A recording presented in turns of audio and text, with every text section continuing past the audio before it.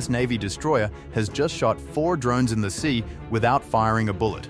No missile, no explosion, only a ray of light, and next few seconds, the danger had disappeared.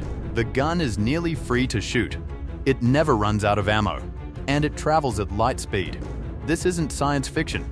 It is already on the deck of a US warship, and the greatest ships of the world are on the alert.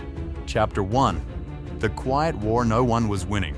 The US Navy has been waging a silent war over the decades. Not against a foreign country, but against an evil which no missile, no cannon, no shipbuilding has ever resolved completely.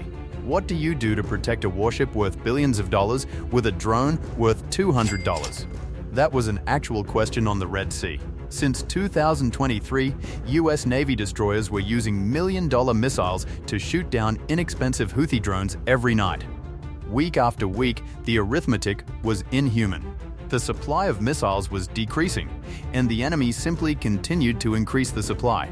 The Navy required an alternative solution, and they found one, not in a larger gun or a quicker missile, but in a beam of light that has the power to cut through steel. Chapter 2. The Cost Trap that forced innovation. You must know the problem that laser weapons were designed to address to know why they are so important. Naval warfare has evolved radically. When the majority of people consider a threat to a Navy warship, they consider another warship or perhaps a fighter jet. However, nowadays, a ship or a plane is not the most significant and the most dangerous threat. It's a drone, small, cheap, and used in swarms. During the Red Sea operations of 2023 to 2025, US Navy vessels launched hundreds of air defense missiles to defend themselves and commercial shipping against Houthi drones and missile attacks. They do work, but each missile costs between $1 million and $4 million, and not many ships have more than a few of them. It is now that the serious part comes. Once a ship is empty of missiles, the ship must go back to the port to refill. That takes days. In the meantime, it is unable to defend the ships around it. This is what the enemy figured out. The plan grew easy. Deploy a multitude of cheap drones so that the defender runs out of costly missiles first. The phalanx, the close-in type of weapon that is the final line of defense on most American ships, is capable of firing rounds at a rate that it can drain its entire supply in a few seconds. A couple of bursts, and that is all. The cost trap is this. And it is not only money problem.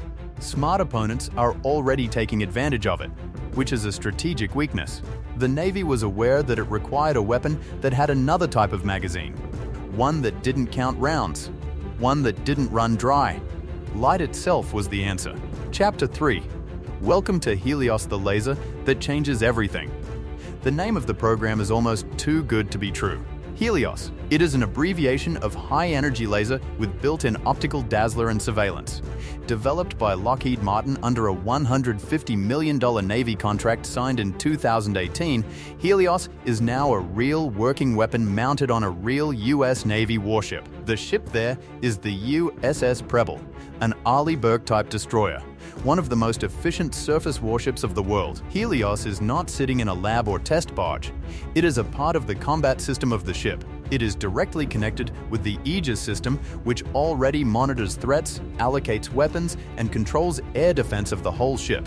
That integration is a great thing. HELIOS isn't just a gadget bolted to the deck.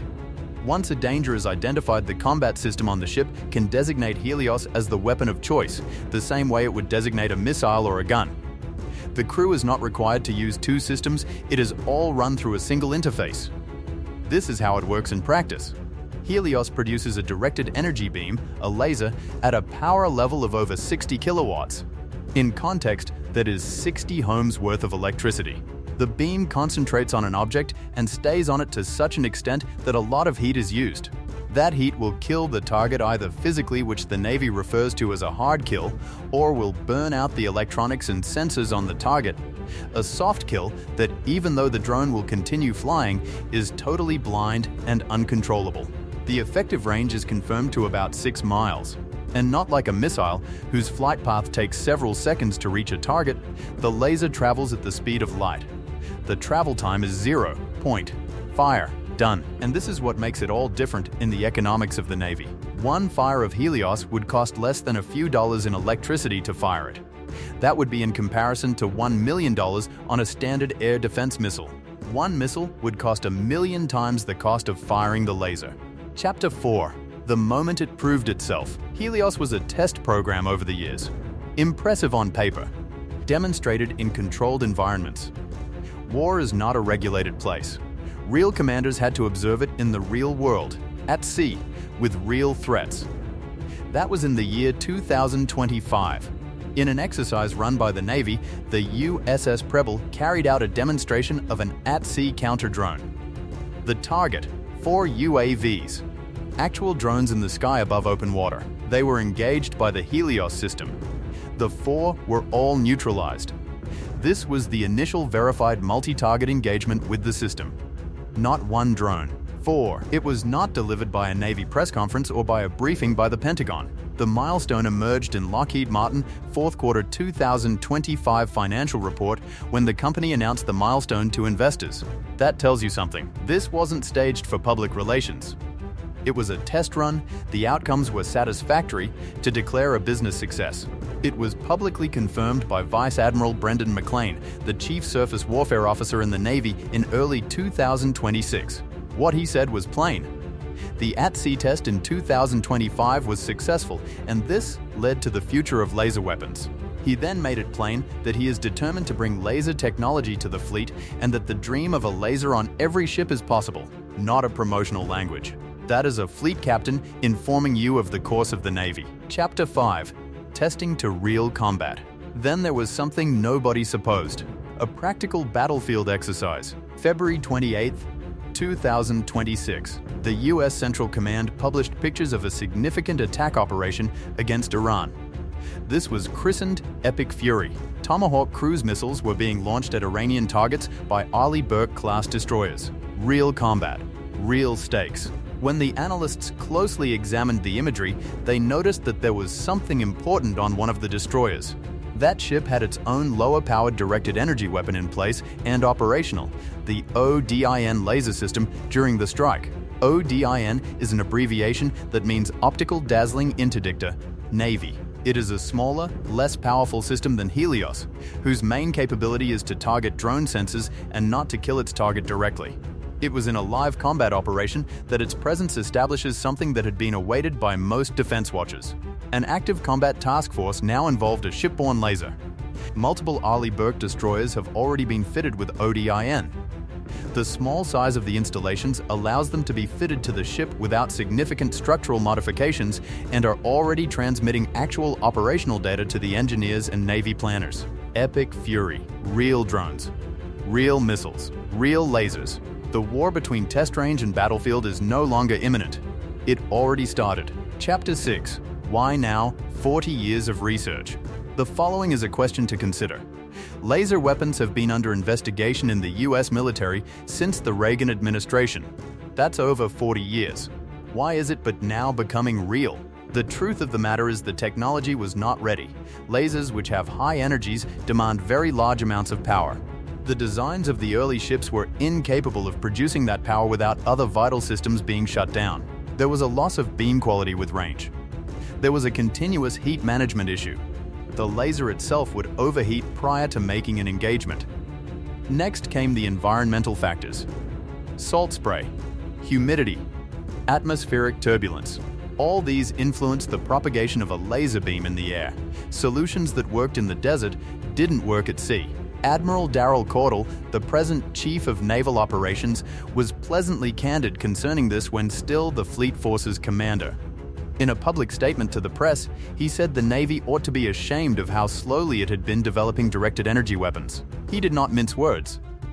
He opined that the technology had been researched for decades and not yet converted into something that the fleet may utilize. But there has been a change. The urgency to the program was represented by the drone menace in the Red Sea. The argument of cost was impossible to disregard due to budget pressures. And industrial laser technology, the same technology applied in the manufacturing and cutting of metal, provided engineers with a sure starting point. HELIOS is constructed with commercial-grade laser. This is why it succeeds where previous systems had failed. The Navy did not have to create the laser by itself.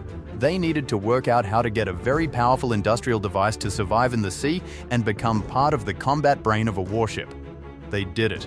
And now, the scramble to climb it. Chapter 7. What next? The 400 kilowatt leap. When the power is already set to 60 kilowatts, drones are already being stopped. What happens when it increases? The Navy is already working on the answer. Currently, a project known as SONGBO is working on what has the potential to become the first 400 kilowatt shipboard laser in the world.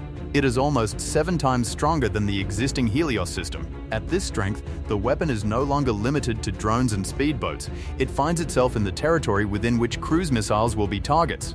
One of the worst weapons that a US carrier group can meet with is anti-ship cruise missiles. They have been heavily invested in by China.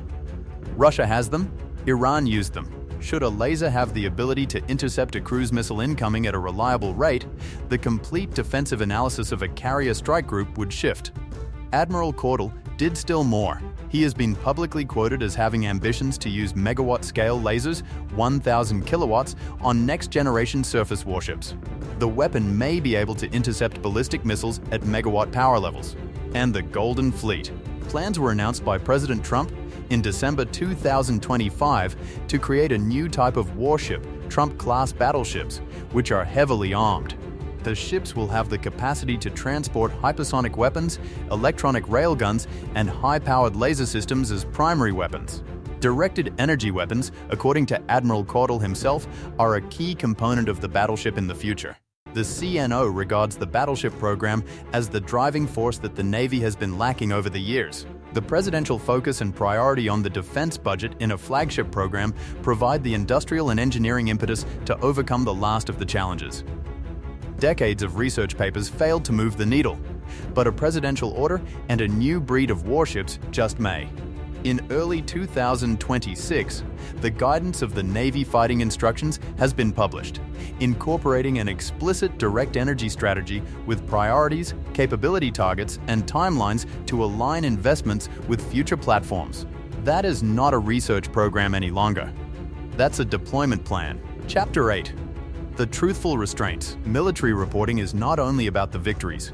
It deals with the entire image. And the complete image of laser weapons is the actual constraints that the Navy continues to grapple with. This is the most important. One target can only be targeted by a laser at a time. During a coordinated swarm attack of dozens of drones, all released at the same time, HELIOS attacks one of them at 60 kilowatts, and the rest continue to arrive. This is the reason why the Navy commanders have been adamant that lasers cannot replace missiles. They are an extra step, a sort of preemptive response that deals with the low-end threats before the costly missiles are called into action. Range is the second factor. HELIOS is most effective at close-in distances. When the targets are either very distant or traveling at a high speed, performance declines.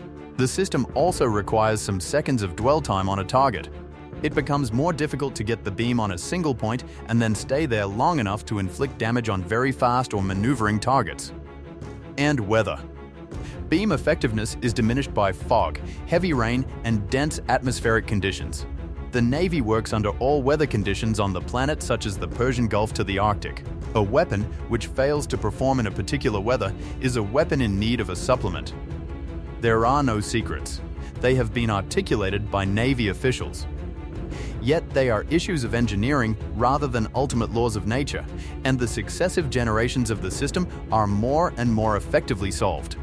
USS Preble is right now a testbed, but each carrier strike group that sails incorporates lessons learned in that testbed.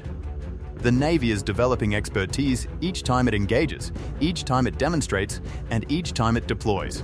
The speed of light is now a weapon. This is the position of the US Navy today. The heaviest shipboard laser to date is mounted on one of the destroyers. A number of them bear the ODIN system during operational deployment. A 400 kilowatt system is being developed. Megawatt-class weapons will be mounted on a new breed of battleships. It was also the first time in history a laser system was employed in a live combat task force of a real-world strike operation. The Navy had been languishing in a rut of costly missiles and inexpensive threats. The laser breaks that cycle. Not because it is perfect, but because for the first time, a US warship can protect itself against the most frequent dangers at a sustainable cost. The US Navy men and women have always been able to adapt. They acclimatized themselves to aviation. They became familiar with nuclear power. They became accustomed to the era of missile. And now they are changing to the age of directed energy. Light speed has become a weapon, and it is part of the US Navy.